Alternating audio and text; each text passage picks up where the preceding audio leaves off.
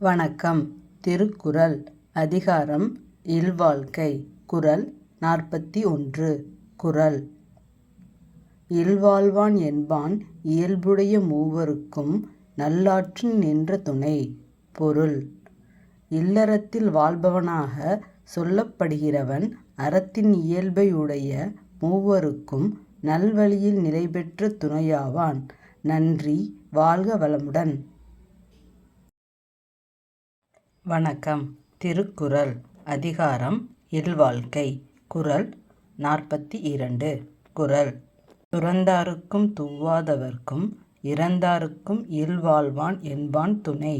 பொருள் துறந்தவர்க்கும் வறியவர்க்கும் தன்னிடத்தே இறந்தவர்க்கும் இல்லறம் மேற்கொண்டு வாழ்கிறவன் துணையாவான். நன்றி. வாழ்க வளமுடன்.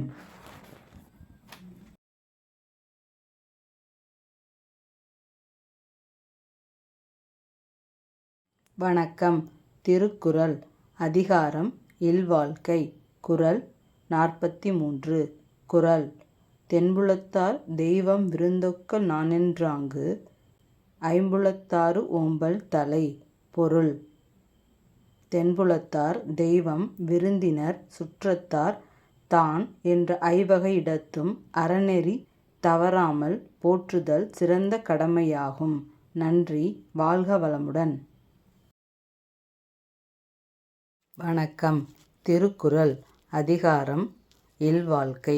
குறள் 44. குறள் பழியஞ்சி பாத்தோன் உடைத்தாயின் வாழ்க்கை வழியஞ்சேல் எஞ்ஞான்றும் இல். பொருள் பொருள் சேர்க்கும் போது பழிக்கு அஞ்சி சேர்த்து செலவு செய்யும் போது பகுந்து உண்பதை மேற்கொண்டால் அவ்வாழ்க்கையின் ஒழுங்கு எப்போதும் குறைவதில்லை. நன்றி. வாழ்க வளமுடன். வணக்கம். திருக்குறள் அதிகாரம் இல்வாழ்க்கை. குறள் 45.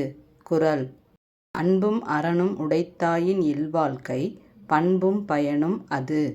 பொருள் இல்வாழ்க்கையின் அன்பும் அறமும் உடையதாக விளங்குமானால் அந்த வாழ்க்கையின் பண்பும் பயனும் அதுவே ஆகும். நன்றி. வாழ்க வளமுடன்.